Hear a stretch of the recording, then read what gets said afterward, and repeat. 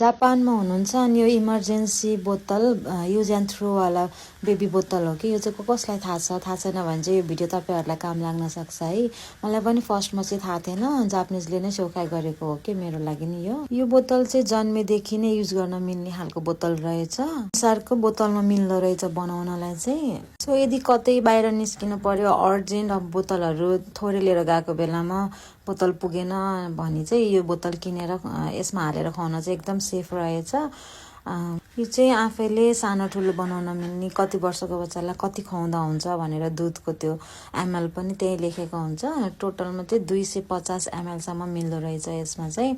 अनि त्यो बिर्को चाहिँ अब मैले चाहिँ यो युज नगरेको भएर नखोलेको, बिर्को खोलेर लगायो भने चाहिँ काम नलाग्ने हुँदो रहेछ। सो मैले चाहिँ खोलिनँ, यो जस्ट अहिले भिडियो बनाउनको लागि भनेर मात्रै बनाएको हो कि। यो चाहिँ एकदम युजफुल लाग्यो मलाई चाहिँ।